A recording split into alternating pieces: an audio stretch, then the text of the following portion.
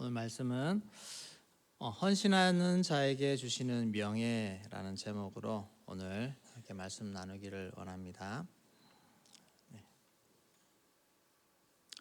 네, 룻기에는 아름다운 사랑 이야기로 가득합니다. 홀로 남은 시어머니를 책임지고 섬기려는 이방 여인 룻의 아름다운 헌신의 이야기가 있습니다. 또 사랑스럽지만 안쓰러운 며느리의 앞날을 걱정하는 그 시어머니가 기획한 며느리 결혼시키기 프로젝트 이야기도 나오고 있습니다. 또 나오미의 남편 엘리멜렉과 친족인 그 보아스의 기업 물을 자의 책임을 다하기 위한 감동적인 헌신의 이야기도 있습니다. 시어머니 나오미는 이 며느리를 결혼시켜야겠다고 생각을 했습니다. 그래서 룻이 이삭을 줍던 그것을 배려한 보아스가 가까운 친척임을 알고 룻이 보아스에게 청혼할 수 있도록 코치를 합니다. 룻기 3장 7절에 보시면 보아스가 먹고 타작 곡식단 더미에 누웠을 때 룻에게 그 옆에 가서 누워라. 그래서 그것을 따라서 발치 이불을 들고 거기 눕습니다. 보아스가 그 인기척을 느끼고 깜짝 놀랍니다. 그러면서 내가 누구냐, 9절에 내가 누구냐 하니 나는 당신의 여종 룻이니 당신의 옷자락을 펴서 당신의 여종을 덮으소서. 이 말은 은유적으로 이제 청혼을 하는 그런 장면이라고 합니다. 그랬을 때 그 이유가 당신이 기업 물을 자가 됨이니이다라고 그 이유를 알려줍니다. 이렇게 서로 만나는 시간을 가지게 됩니다. 보아스는 이런 룻의 행동을 보고는 감동을 받습니다. 왜냐하면 젊은 여인이 모압에 남아서 충분히 새롭게 또 젊은 남자를 만나서 자신의 인생을 살 수 있는데 시어머니를 모시겠다고 타국으로 따라온 그런 것과 또 시어머니를 위해서 시어머니가 이렇게 시키는 대로 또 가문을 이어갈 자녀를 낳기 위해서 젊은 사람도 아닌 한참 나이 많은 그런 남자하고 결혼하겠다고 이렇게 밤중에 그렇게 또 찾아와서 눕는 그런 헌신적인 행동에 감명을 받은 것입니다. 이 보아스가. 그래서 보아스는 그런 모습을 보고 무슨 짓 하냐고 막 쫓아내는 게 아니고 그를 축복해 줍니다. 우리 3장 10절 말씀을 같이 읽겠습니다. 그가 이르되 내 딸아 여호와께서 내게 복 주시기를 원하노라. 내가 가난하건 부하건 젊은 자를 따르지 아니하였으니 내가 베푼 인애가 처음보다 나중이 더하도다. 네, 복을 주기를 원하노라. 여호와께서 복 주시기를 원한다는 겁니다. 그리고 내가 가난하건 부하건 젊은 자를 따르지 않고 그렇게 행동했다는 것입니다.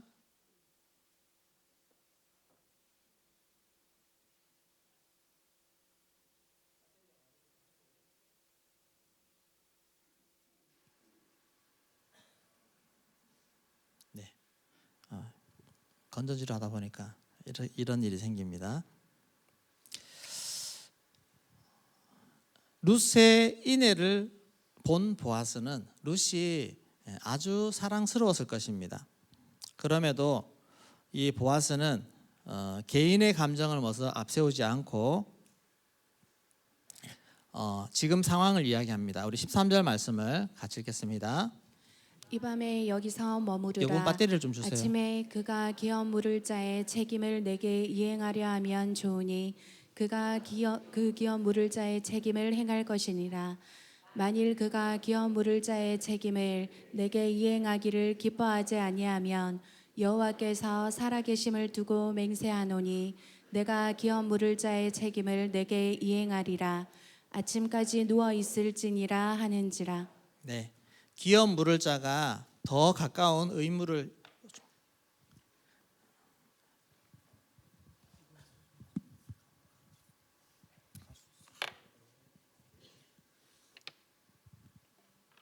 네, 기업 물을 자가 있다고 하는 것입니다. 그래서 그 사람이 어떻게 결정하는지 보고 그 사람 결정에 따라서 내가 하겠다 하는 것입니다.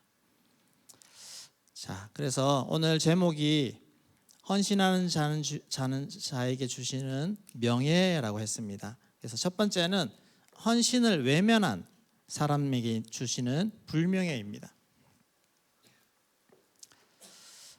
보아스는 자기보다 앞선 순위의 기업 물을 자를 만났고 그에게 설명을 합니다. 그리고 장로 정식 절차를 밟기 위해서 장로 10명을 불러왔습니다.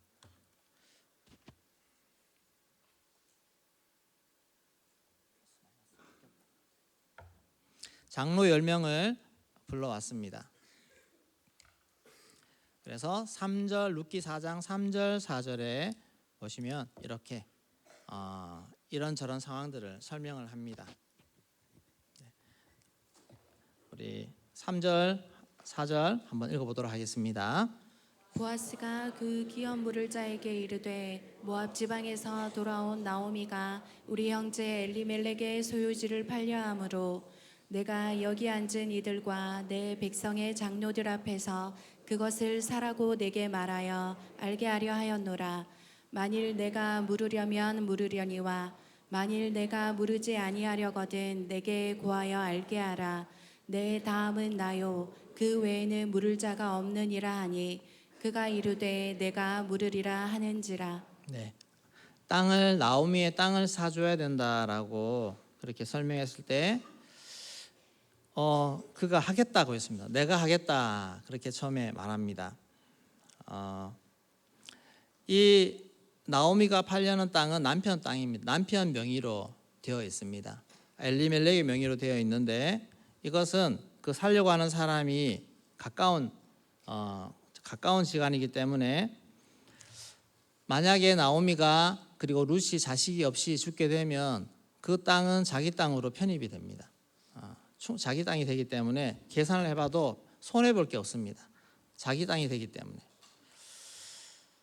그런데 보아스가 조건 하나를 더 말합니다. 우리 5절 말씀 같이 읽겠습니다.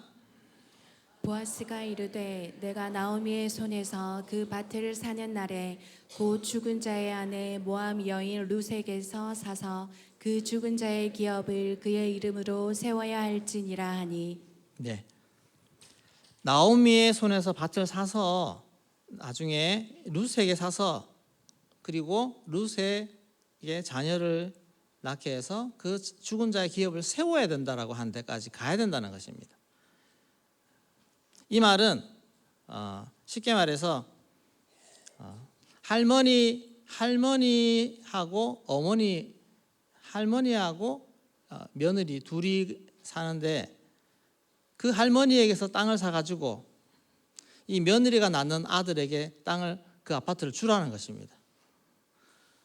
내가 아파트 한 채를 사가지고 그 사람에게 사가지고 그 사람에게 주는 거와 똑같지 않습니까? 아파트 값만 지불하는 결과가 됩니다. 누가 봐도 이것은 손해를 보게 되어 있습니다. 그래서 이 사람이 6절에 보시면 내 기업에 손해가 있을까 해서 나는 물으지 못하겠노라 하고 손익을 계산해서 아무런 나에게 덕이 되지 않으니까 오히려 손해만 주니까 못하겠다라고 하는 것입니다. 그런데 원래 기업 물을 자라고 하는 것은 내가 손해를 보면서도 내가 희생을 하면서 남을 돕는 것 아니겠습니까? 어려운 사람을 돕기 위해서 나의 것을 지불해서 하는 것이 기업 물을 자인데 이 사람은 그럴 마음이 없는 것입니다. 그래서 율법에서도 모세오경에서도 기업 물을 자의 의무를 저버리는 자는 아주 멸시합니다. 무시당하게 합니다. 조롱당하게 합니다. 신명기 25장 9절 말씀 같이 읽겠습니다. 그의 형제의 아내가 장로들 앞에서 그에게 나아가서 그의 발에서 신을 벗기고 그의 얼굴에 침을 뱉으며 이르기를 그의 형제의 집을 세우기를 즐겨 아니하는 자에게는 이같이 할 것이라 하고. 네, 신도 벗기고 얼굴에 침을 뱉습니다. 그 여인이 네가 내 남편이 안 되어주고 나에게 자녀를 안 준다고 하니 이것은 여호와의 집을 세우기를 즐겨하지 않는 자라고 하면서 침을 뱉게 만듭니다.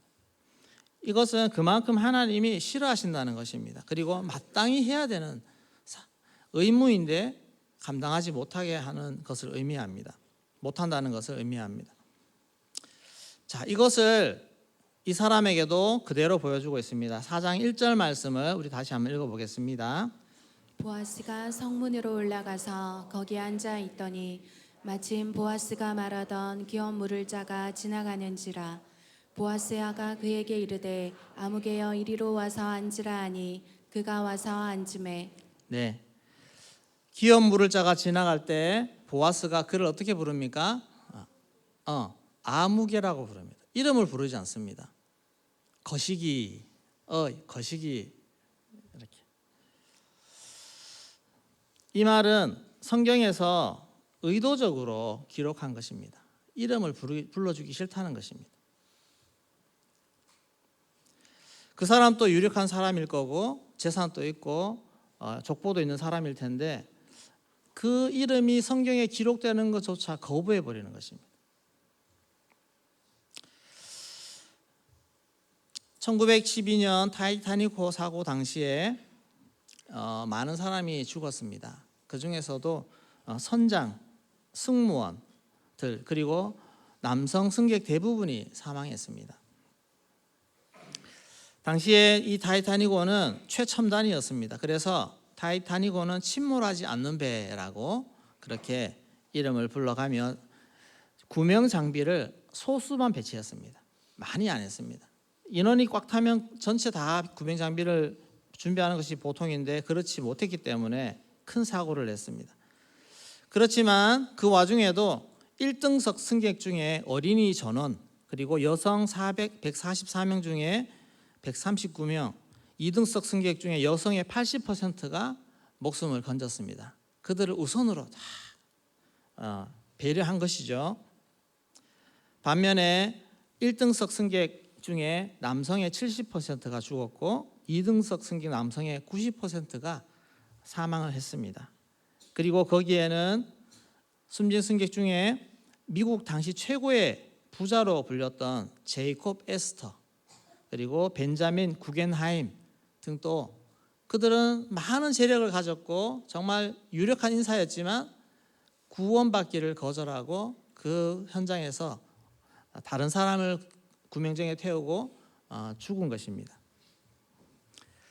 그런데 이 타이타닉호의 소유주인 스타라인의 회장인 브루스 이스메이라는 사람이 이 사람이 눈치를 보고는 슬금슬금 구명조 보트에 올라타서 살았습니다. 목숨을 구했습니다.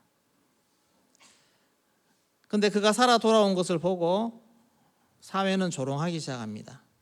영국 사회가 조롱하고 언론이 비난합니다. 캄캄한 밤중에 바다에서 끔찍한 죽음을 맞는 건 바다 사람의 의무고 군중과 함께 도망치는 건 선주의 고귀한 권리인가? 라고 신문에 막 내면서 이후로 이 사람은 그 영국의 상류 사회에서 매장되어 버립니다. 오히려 죽는 것보다 못한 그런 마무리되는 인생 아니겠습니까? 헌신의 기회가 왔을 때 누가 보더라도 헌신해야 되는 그런 상황이 왔을 때 그 헌신을 책임지는 것이 그게 명예로운 것입니다. 우리가 그것을 두려워하거나 아깝거나 그래서 그 기회를 놓쳐버린다면 오히려 우리의 명예, 우리의 존귀 다 땅바닥에 떨어지고 맙니다. 우리의 영향력 또한 제로가 되어버립니다. 우리가 어떻게 어떤 삶을 살아야 될 것인가? 헌신을 감당하는 삶을 살아가야 됩니다. 잘 헌신하는 삶을 살아야 됩니다. 그래서 두 번째로 헌신을 대신 감당한 보아스의 영예를 살펴볼 수가 있습니다. 8절에 그 기업 물을 자가 보아스에게 네가 나 대신 네가 살아 그렇게 너를 위하여 살아 하고 신을 벗었습니다. 그리고 9절 10절에 보면 증인 앞에서 다 그 절차를 공식적으로 처리를 합니다. 그랬을 때 앞선 사람이 포기를 하고 뒤에 있는 보아스가 그 책임을 물려받았습니다. 왜냐하면 이제 보아스가 책임지지 않으면 그 다음에 사람이 없습니다. 책임져 줄 사람이 없습니다. 그래서 보아스가 그 책임을 지겠다고 했을 때 많은 사람들이 그의 행동을 축복해 줍니다. 11절 말씀 같이 읽겠습니다. 성문에 있는 모든 백성과 장로들이 이르되 우리가 증인이 되나니 여호와께서 내 집에 들어가는 여인으로 이스라엘의 집을 세운 라헬과 여인들이 네. 두 사람과 같게 하시고 내가 에브라스에서 유력하고 베들레헴에서 유명하게 하시기를 원하며. 네, 그런 보아스의 행동을 보고 주변의 장로들과 모든 백성들이 더 축복해 주는 것입니다. 내가 유명하여지기를 원한다는 것입니다. 이런 선행이 하나님이 축복하셔서 유명해지기를 더 원하는 것입니다. 많은 사람들이 누가 유명해지면 배아파하기도 하고 시기하는 사람 많은데 다 그의 헌신을 보고 이 사람은 마땅히 유명해져야 될 사람이야. 하나님이 그렇게 축복해 주셔야 돼. 그렇게 해주는 것입니다. 그리고 그 아들을 낳았을 때도 마찬가지입니다. 14절 말씀 같이 읽겠습니다. 여인들이 나오미에게 이르되 찬송할지로다 여호와께서 오늘 내게 기업 물을 자가 없게 하지 아니하셨도다. 이 아이의 이름이 이스라엘 중에 유명하게 되기를 원하노라. 네, 그 태어난 이 아이의 이름이 이스라엘 중에서 유명하게 되기를 원하노라. 그렇게 많은 주변 사람들이 그와 그 아들을 축복하는 것입니다. 기업 물을 자의 책임을 잘 기꺼이 감당한 보아스에게 하나님은 그와 그 오벳과 더불어 유명한 자가 되게 하셨습니다. 명예로운 이름을 얻게 된 것입니다. 현대 성자라고 불리는 우리 슈바이처 아시죠?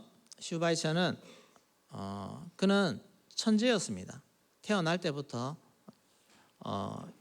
그리고 20대 철학 박사, 신학 박사 가졌고 파이프 오르간 연주로서 아주 유명한 사람이었습니다. 그래서 부와 명예를 다 이미 가진 사람이었습니다. 그런데 진정한 그의 이름이 세상에 알려지고 존경받는 인물이 된 것은 그가 30세 그의 이후에 그가 했던 삶입니다. 30세 그는 이렇게 말했습니다. 30살까지는 나 자신을 위해 살고 이후에는 인류를 위해 살겠다. 그렇게 말하고 의학 공부를 시작했습니다. 그리고 의사가 되어서 아프리카 가봉의 렘바레네에서 평생을 의료 선교를 하면서 자신의 삶을 헌신한 것입니다. 바친 것입니다. 1952년에 노벨 평화상을 수상했고 오늘날까지 인류의 상징으로 그의 이름을 기억합니다. 왜 그렇습니까? 그의 재능과 능력으로 이름을 얻으려고 한 것이 아니라 그 모든 것을 오히려 포기하고 헌신하고 내려놓았기 때문에 또 다른 더 영예로운 이름이 그에게 더해진 것입니다. 오늘 우리도 주를 위해 더 헌신하고 영혼을 위해 더 헌신하는 삶으로 주님 앞에 드린다면 우리 주님께서 우리 이름을 영화롭게 하실 줄로 믿습니다. 명예롭게 하실 줄로 믿습니다. 무명한 자를 유명한 자로, 특별히 하나님 앞에서 우리는 무명한 자가 아니라 주님 앞에서 유명한 자가 된다는 것입니다. 그 이름 불러주시는 그런 영광을 누리게 될 줄로 믿습니다. 작은 것부터, 옆에 있는 지체들을 사랑하고 섬기고 하는 작은 것부터 우리가 실천할 때 하나님이 이런 은혜를 주십니다. 우리 마태복음 10장 42절 말씀 같이 읽겠습니다. 또 누구든지 제자의 이름으로 이 작은 자 중 하나에게 냉수 한 그릇이라도 주는 자는 내가 진실로 너희에게 이르노니 그 사람이 결단코 상을 잃지 아니하리라 하시니라. 아멘. 지극히 작은 자 하나 대할 때도 존중히 여기는 마음으로, 섬김의 마음으로 그렇게 잘 대해서 하나님이 상급을 우리에게 허락하시고 우리를 복되게 하시는 은혜를 누릴 수 있기를 소망합니다. 우리 친구들, 옆에 친구들 존중히 여기시기 바랍니다. 사랑하고 섬기고 연약한 자수로 더 섬겨주는 그런 삶을 살아갈 수 있기를 소망합니다. 네. 혹시 호주 다음 교회 김도환 목사님, 네, 저기 밖에 계시네요. 김도환 목사님과 장로님 세 분 방문하셨는데 잠시 여기 앞에 현관 쪽에 저기 입구 쪽에 들어오셔서 인사 주시면 우리 박수로 한번 환영하도록 하겠습니다.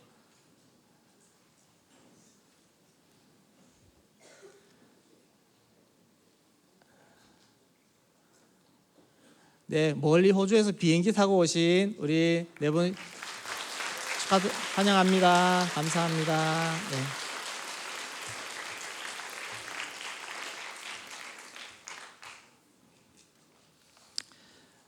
네. 오늘 말씀을 기억하면서 함께 기도할 수 있기를 소망합니다. 여러분,